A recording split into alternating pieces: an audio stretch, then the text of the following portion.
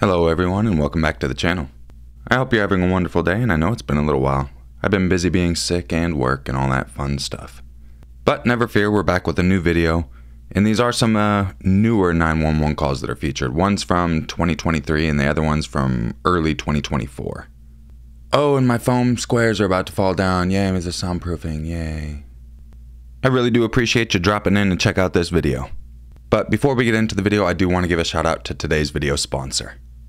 If you're like me, then after a long day, you enjoy playing some different mobile games. And if you're like me, you also like making some money. So why not intertwine those two things? With today's video sponsor, TesterUp, you can do just that. TesterUp is a free-to-use app that you can find on the iOS store or on Android. Make sure to click the link in the description or the pinned comment, or scan my QR code on the screen right now to start today. As I said, TesterUp's a way you can test games out and make money while you play. Once you're in the app, you can choose between a bunch of different games to try out. Make sure when you're reading the descriptions you see how long you have and what goals you need to complete. And make sure you complete those goals within the allotted time. Once you do that, the money you've earned is now yours. And upon reaching the threshold, you can cash it straight to your PayPal account. And it'll be there in as little as 24 hours. As you see, there's a ton of apps to choose from, and they do change as well. So find something you like, look at the requirements and make sure you can meet those. Then enjoy the game, and as you play, you'll make some money. And once again, you send that straight to your PayPal account. Once again, make sure to click the link in the description or the pinned comment, or scan my QR code on the screen, and start making some money today to play these little games right here. I want to give a big thank you to TesterUp for sponsoring this video.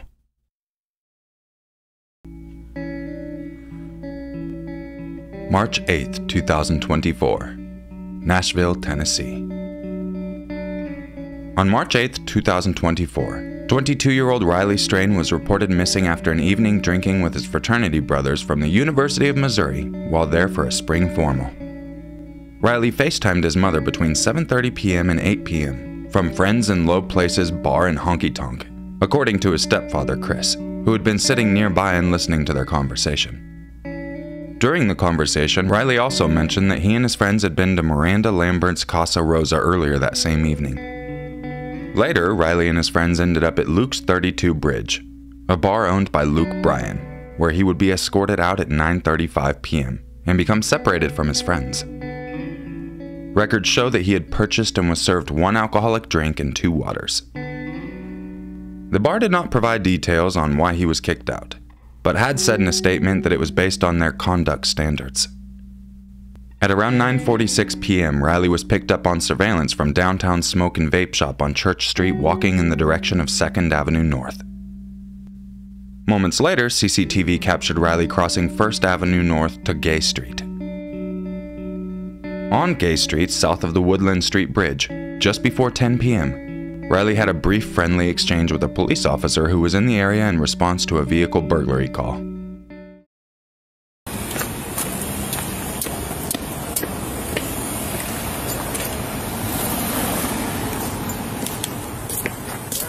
How you doing, sir? I'm good, how are you? Good. Assuming Riley had had more than 1 drink that night, Chris said. He didn't even sound like he had been drinking a lot on the call and had texted his mother coherently in the hour or so after. I've done my fair amount of drinking in my life, and I still question whether it was alcohol or something else. At some point after leaving the bar, Riley had reportedly been in contact with his friends to tell them that he was walking to the hotel. However, his friends were unable to find his location through Snapchat's location feature, and their calls and text went unanswered. Riley never did make it to the hotel. The next morning, Riley's fraternity brothers informed Riley's mother and stepfather that Riley was missing. They promptly hit the road and headed to Nashville to search for him. Later, one of the fraternity brothers dialed 911. 911, what is the address of your emergency? Hi, I don't have an address. I'm trying to file a missing persons report, and the Central Police is closed, and the sheriff's office said that we couldn't do it there. Okay, so where exactly are you now? We're in front of the Central Police, how do you say that? Precinct? How do you say that? Precinct. the Central Okay. Police Precinct on. Okay, there, What road is 601 Korean Veterans Boulevard in downtown Yeah. Nashville, like right across from the Music City Center. Yeah. Okay. And is that where you're able to wait for a police officer to come and speak to you? Yeah, we can wait for an officer here. Okay. What's the phone number you're calling from? Of my phone? Yes, in case we needed to reach you back, what is the best number to reach you at? And what is your name, sir? Braden, Brayden. And your Baltz, last name? Baltz. Okay.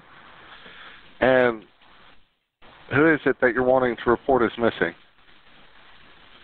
We're here on a fraternity formal trip. It's one of my good buddies. Okay. What is his name? His name is Riley Strain. Riley, Riley, Strain, Strain.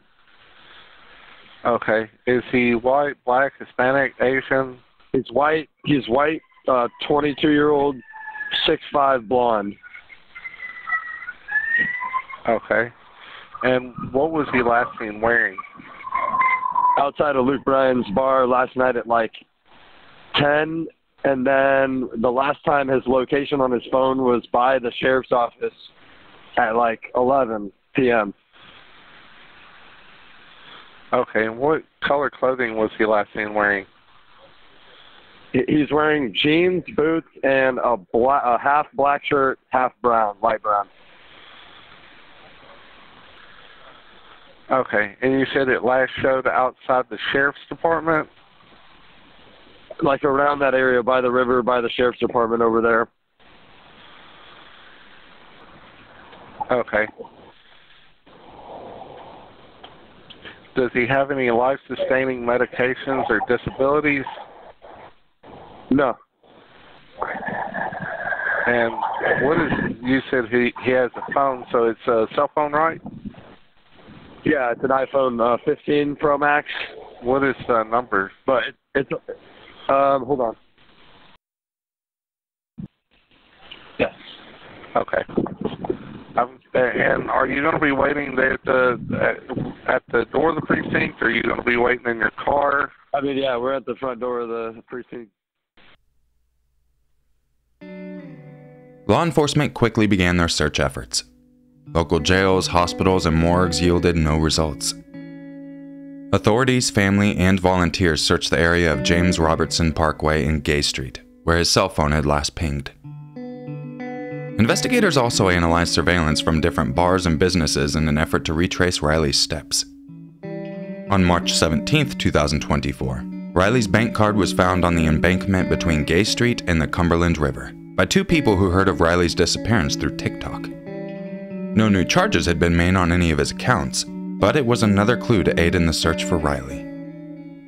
The search continued down the river as far as the Cheatham Lock and Dam. On March 22, 2024, 911 received a call from a worker on the river. 911, what's the exact location of your emergency? Yes, ma'am. I'm at 1740 61st Avenue North, Nashville, Tennessee. I just 61st Avenue North in the nation's office of Centennial? Yes, ma'am. Okay. And what happened?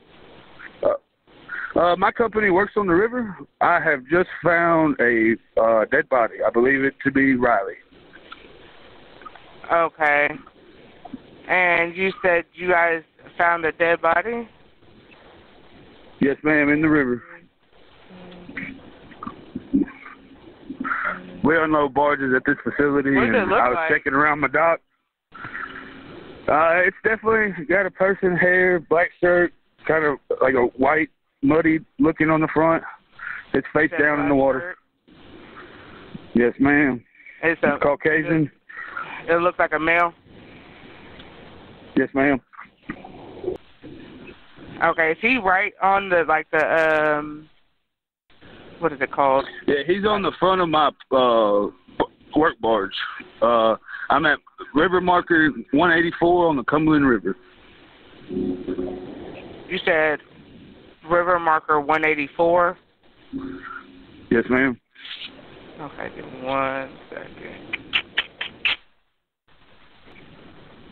And my company has requested only police and rescue personnel only on site. All right, so I already have this call up. I have it at 1740, 61st Avenue North in the Nation's Office Centennial. What is the name of this? Is there a name on the building or? Yeah, it's there's a sign out front. It's called Holston. You said Holston, Holston? HOLCIM.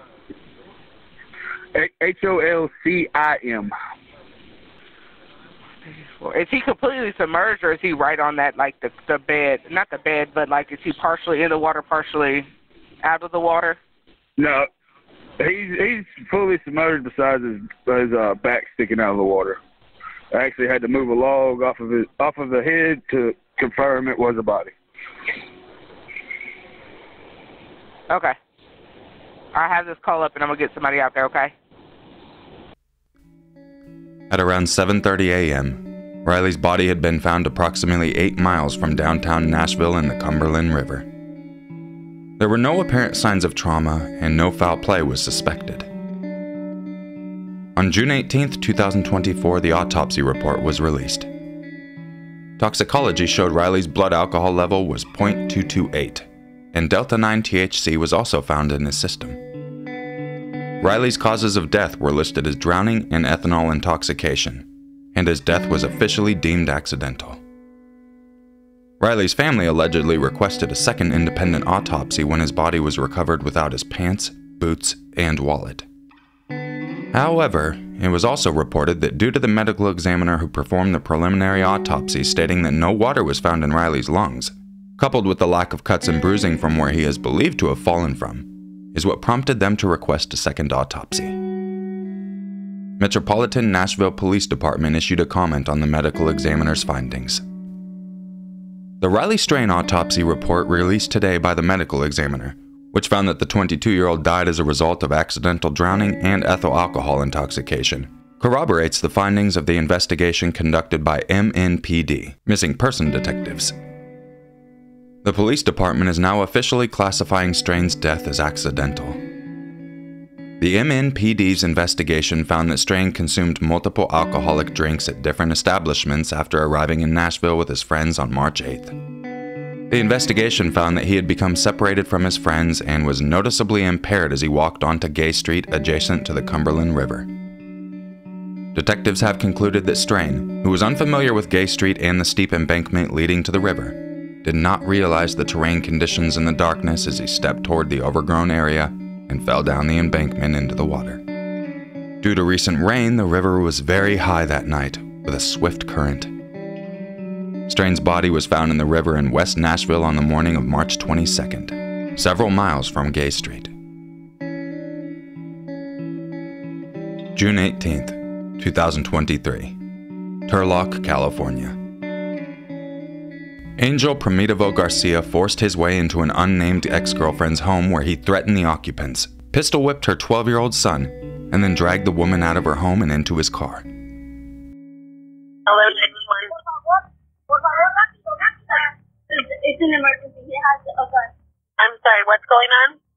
There's a guy, he's the father of my little brother, and he's trying to kill my mom. He has a gun. Okay. How old are you? Not fast. Okay. We have everyone on the way. Is this guy inside or outside?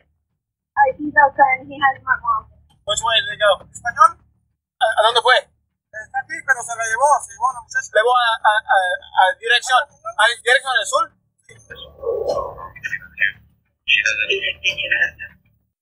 Control, Air 101, ignore traffic. Got the suspect out of the vehicle, dragging the victim. They're at a roadblock on the bridge at the river on Kelly. Get some bigger code 3. Alright, suspect's got his hands up. And victim is walking to deputies now. They got the suspect on his knees. Air 101 located the car traveling at a high rate of speed on Central Avenue in Newman and guided deputies to the car's location. Angel Garcia was forced to stop the vehicle at the Hills Ferry Bridge due to construction barricades blocking passage. When the victim attempted to get away, he grabbed and placed her between himself and deputies who had just arrived. Believing Garcia was armed, for the safety of the victim, deputies were giving commands and beginning to negotiate with him. Deputies stated in a press release. Eventually, Angel Garcia released the woman and police took him into custody. Angel was arrested and booked into the Stanislaus County Jail for kidnapping, false imprisonment, assault likely to cause great bodily injury, domestic violence, child endangerment, burglary, criminal threats, and brandishing of a replica firearm. He remains in custody in lieu of a $495,000 bail. Fortunately, the woman and child did not sustain any significant injuries. Hey, if you made it to the end of the video, I really do appreciate you. And also, quick shout out, don't forget to help yourself and the channel out by using TesterUp. Make sure to click the link in the description or the pinned comment to get started making some extra money today. So, as many of you know, I've been pretty dang busy. I've been getting sick probably twice a month now since I went back to working full time. But the cool thing is now my videos and all that have now gone into the corporate world. I've been helping my company make some new welcome videos for the employees, and I'm going to do a whole bunch of new videos coming up here soon for them. So it's been nice to kind of branch out as well. That being said, I am trying to get back more into YouTube. I do have my wife helping me a little bit with some scripts and gathering information and all that stuff. That way it makes my workload a little easier. So we'll do our best, see what happens. And if you want to make sure you catch all my content, make sure you have notifications turned on for everything. I mean everything. And as always, if you enjoy my content, don't forget to drop a like. And I will catch you in the next video. And just remember, it's always scarier if it's true. Bad bye. Oh, and I finally used my new mic this time. I've had this mic for like 3 or 4 years, but I've always used my MXL 990.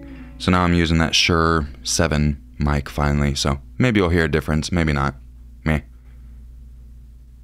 Bad bye.